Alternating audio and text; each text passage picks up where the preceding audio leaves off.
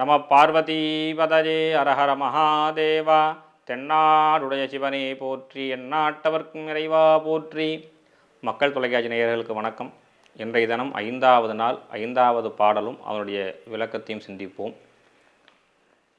மாலறியா நான்மகனும் காணா மலையினை நாம் போல் அறிவோம் என்று உள்ள பொங்க வேலேதும் பாலூர் தேன்வாய் படிரி கடைதரவாய் நாளமே விண்ணே பிறவே அறிவு அறியான் கோலமும் நம்மை ஆட்கொண்டு அருளி கோதுமாட்டும் சீலமும் பாடி சிவனே சிவனே என்று ஓலம் இடினும் உணராய் உணராய்கான் ஏல குழலி பரிசேலோரெம்பாவாய்.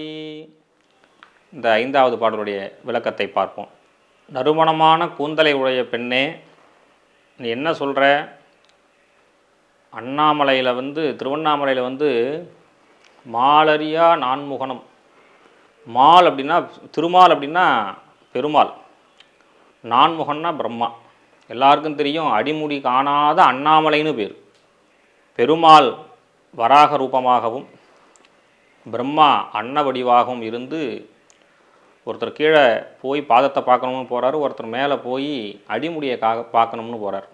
ஆனால் 2 பேராலே இது முடியல. அப்பேற்பட்டதான ஒரு பெருஞ்சோதி சிவபெருமான். ஆனால் நீ என்ன சொல்கிற? பார்க்கறதுக்கு கேட்கறதுக்கு ரொம்ப எளிமையானவர் அப்படின்னு சொல்கிறியம்மா. அப்படிலாம் கிடையாது. அவர் மிகப்பெரிய ஜோதி. அவரை பிரம்மாவாலையும் விஷ்ணுவாலையுமே பார்க்க முடியலையே.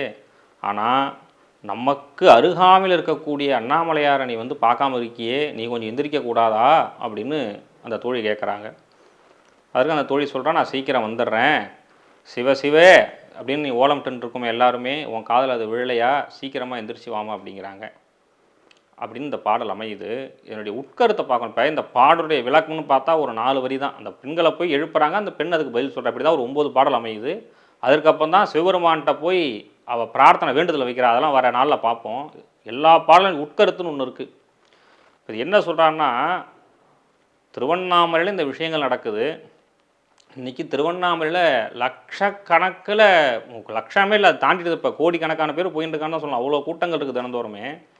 ஆனால் அங்கே உள்ள பெண், அந்த திருவண்ணாமலையிலே பிறந்து வளர்ந்துருக்கக்கூடிய பெண்ணை போய் ஒரு பெண் எழுப்புறா, வாங்க நம்ம சுவாமி தரிசனம் பண்ணுங்கிறா. அவள் எந்திரிக்க மாட்டேங்கிறான்னா, அப்போ அந்த சுவாமியினுடைய அருமை அந்த உள்ளூர் பெண்களுக்கு தெரியல இல்லையா? பல ஊரில் பல பேர் இப்படி தான் இருக்காங்க. நாம் இங்கேருந்து போய் பார்த்தோம்னா அந்த ஊருக்கு வெள்ளியூர்லேருந்து ஏகப்பட்ட பேர் போய் தரிசனம் பண்ணுவோம். அது எந்த ஊராக இருந்தாலும், திருவண்ணாமலையாக இருக்கட்டும், திருப்பதியாக இருக்கட்டும், வைத்தீஸ்வரன் கோயிலாக இருக்கட்டும், திருக்கடையூராக இருக்கட்டும், எந்த ஊர் கோயிலாக இருந்தாலும் சரி, அது சிவாலயமாக இருக்கட்டும், வைஷ்ணவாலயம், நாம் போய் பார்ப்போம். அந்த ஊரில் இருக்கிறவங்க சர்வசாதாரணமாக அவங்க பாட்டு அவங்க வேலையை பார்த்துன்னு போயின்னு இருப்பாங்க. உள்ளூர் பெருமையே அவங்களுக்கு தெரியாது. ஏன்னா எங்கள் ஊர் சாமி தான் நாங்கள் எப்போ பார்த்துக்கோம்னு ஒரு அலட்சியப்படுத்துவாங்க. அந்த மாதிரி அலட்சியமாக இருக்கக்கூடாதுங்கிறார் மாணிக்கவாசக சுவாமி. அந்த மாதிரி அலட்சியம் கொள்ளக்கூடாது. ஏன்பா இன்றைக்கி நம்ம கோயிலில் தேர் திருவிழா நீ வரலேன்னு உள்ளூர் சாமி கேட்டிங்கன்னா, எங்கள் ஊர் சாமிங்க நாங்கள் பொறுமையாக பார்த்துக்குறோம் அப்படிம்பாங்க. அந்த மாதிரிலாம் சொல்லக்கூடாது அப்படிங்கிறார். உள்ளூர் வாசியாக இருந்தாலும் வெளியூர் வாசியாக இருந்தாலும் சுவாமியுடைய ஆசி எல்லாருக்கும் ஒரு மாதிரி தான். இப்போ உள்ளூரில் இருக்கிறதுனால சுவாமி கொட்டி கொட்டி கொடுத்துட்டு போகிறது கிடையாது, வெளியூர் ஆசாமியெல்லாம் குறைச்சி கொடுத்துட்டு போகிறது கிடையாது. சுவாமியை அலட்சியம் செய்யக்கூடாது. மதுரையில் மீனாட்சி தான் அங்கே ராணி, ராஜமாதங்கின்னு பேர். அங்கே உள்ள மீனாட்சி ராஜமாதங்கினா ராணின்னு பேர். அங்கே வழிபாடு என்னென்னு கேட்டாக்கா, முதல்ல மீனாட்சிக்கு தான் முதல் வழிபாடு, முதல் பூஜை. அதுக்கப்புறம் தான் சொக்கநாதருக்கு. ஏன்னா அங்கே அவள் மகாராணியாக இருக்கா. ஆனால் அங்கே உள்ளவங்கள பாதி பேர் அந்த பக்கத்து தெருவில் இருப்பாங்க. ஏம்மா கோயிலுக்கு வரலன்னு கேட்டாக்கா, பொறுமையாக போய்க்கலாம் அப்படிம்பாங்க. நாம் இங்கேருந்து அடித்து பிடிச்சி மீனாட்சியை பாத்திர மாட்டோமா, சொக்கநாதரை பாத்திர மாட்டோமா, நமக்கு ரொம்ப ஆசையாக இருக்கும். அதுதான் இந்த உட்கருத்து, இந்த பாடலுடைய உட்கருத்து. இப்பேற்பட்ட ஒரு அருட்பெருஞ்சோதி, எத்தனையோ லட்சம் பேர் சுவாமியை பார்க்க வராளே, நீ நம்பூர்லேயே இருந்துட்டுருக்கியே, நீ அலட்சியம் செய்யலாமா சுவாமியை அப்படின்பா. நாம் தினந்தோறும் சாமியை பார்த்து நமக்கு என்ன கொடுக்க போகுது அப்படிம்பாங்க ஒருத்தவங்க. கேரள பிரதேசம், நம்ம ஒரு மாநிலத்தை எழுந்து புகழ்ந்து பேச வேண்டிய அவசியம் நமக்கு கிடையாது. ஆனால் நல்லதை எடுத்துக்கணும். கேரளாவில் பார்த்தீங்கன்னா, நீங்கள் அங்கே எங்கே வேணாலும் போங்க, ஒரு வீட்டில் நைட்டு தங்குங்க, காலைல சீக்கிரம் எழுந்திரிச்சிருவாங்க, குளிச்சுட்டு கோயிலுக்கு போயிட்டு வரோம்பாங்க. நீங்கள் அவங்க சொல்கிறதெல்லாம் கேட்டிங்கன்னா, அவங்க அவசரத்தை பார்த்தீங்கன்னா, ஐயோ ஏதோ ஒரு பெரிய குருவாயூர் கோயிலுக்கு போகிறாங்கப்பா, சபரிமலை கோயிலுக்கு போகிறாங்க நீங்கள் நினச்சிட்டு இருப்பீங்க. தெருமுக்கில் ஒரு சின்ன பிள்ளையார் கோயில் இருக்கும். அங்கே போய் வழக்கு ஏற்றிட்டு அது ஒரு 3 வருஷம் சுற்றிட்டு நமஸ்காரம் பண்ணிட்டு வீட்டுக்கு வருவாங்க. என்னங்க கோயிலுக்கு போகிறோம் நீங்கள் வந்துட்டு இல்லைங்க ஏற்ற மாதிரி இந்த பிள்ளையார் கோயில் எங்களுக்கு தான் அம்பலம்னு சொல்லுவோம். அம்பலம்னா கோவில்னு அர்த்தம். திருச்சிற்றம்பலம் அப்படின்னா சுவாமிக்கு பேர், அந்த அந்த கூரைக்கு பேர் அம்பலம்னு பேர்.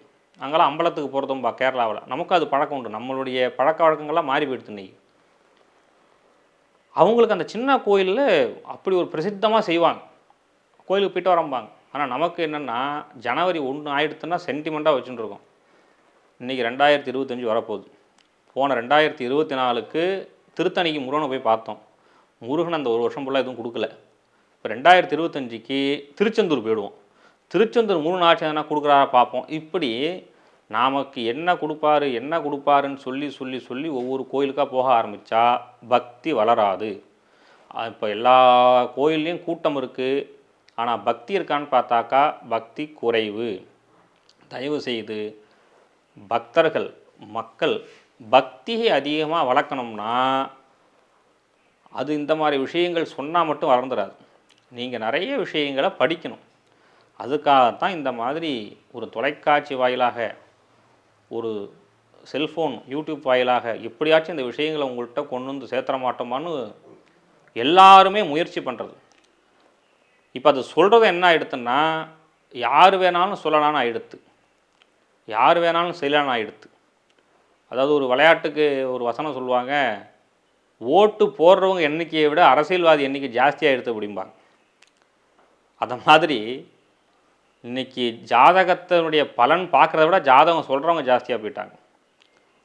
யாரும் சொல்லக்கூடாதுன்னு நான் சொல்ல வரலை. முழுமையாக அந்த விஷயத்தை படித்து புரிஞ்சுட்டு நீங்கள் எல்லாருக்கும் சொல்லுங்கள் தயவு செய்து. தப்பான விஷயங்களை வழிகாட்ட வேண்டாம். அதுதான் மூட நம்பிக்கையை வழிவகுக்குது.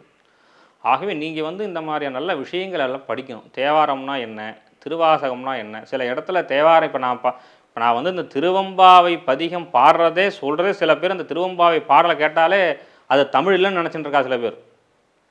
கோயிலில் பஞ்சபுராணம்னு பண்ணால் என்ன இந்த மந்திரம் மட்டும் வேறு மாதிரி இருக்குது அப்படின்னு நினச்சிக்கிறா சில பேர். அவங்களுக்கு அந்த தேவார திருவாசகமே மந்திரம் மாதிரி தெரியுது. அது மந்திரம் தான், ஆனால் தமிழ். அப்போ நாம் அதை போய் நிறைய படிக்கணும். நாம் படித்தாதான் குழந்தைகளுக்கு சொல்லி கொடுக்க முடியும். திருக்குறள் நிறைய படிக்கணும். எத்தனை விஷயங்கள் தமிழில் இருக்குது. அதனால தான் எல்லா நேரத்திலும் எல்லாரும் படிக்க முடியாதுன்னு இந்த திருவெம்பாவை திருப்பாவை இந்த விஷயம் மாத்திரம் இந்த மார்கழி மாதத்தில் நீங்கள்லாம் படிக்கணும், தெரிஞ்சுக்கணும் அப்படின்னு இந்த மாதிரி விஷயங்கள்லாம், இதுக்கு பேர் சத் விஷயம்னு பேர். நல்ல விஷயங்களை கேட்கணும், நல்ல விஷயங்களை பார்க்கணும், நல்ல விஷயங்களை செய்யணும். இதுக்கு பேர் தான் பக்தி, வேறு ஒன்றுமே கிடையாது. இதுக்கு பேர் தான் பக்தி. இது செஞ்சிட்டாலே நீங்கள் கோயிலுக்கு கூட போக வேண்டாம். ஆகவே இந்த வழிபாட்டை பின்பற்றி, இந்த பாவை நோன்பை பின்பற்றி, தினந்தோறும் ஆலயம் சென்று வழிபட்டு இறைவனை மகிழ்ந்து பாடி துதித்து போற்றி சந்தோஷமாக இறைவனை அனுபவித்து எல்லா விதமான சகல செல்வங்களும் எல்லாரும் கிடைக்கணும்னு பிரார்த்தனை பண்ணிக்கிறோம். மீண்டும் நாளை சந்திப்போம். நம பார்வதி பதஜே அரஹர மகாதேவா.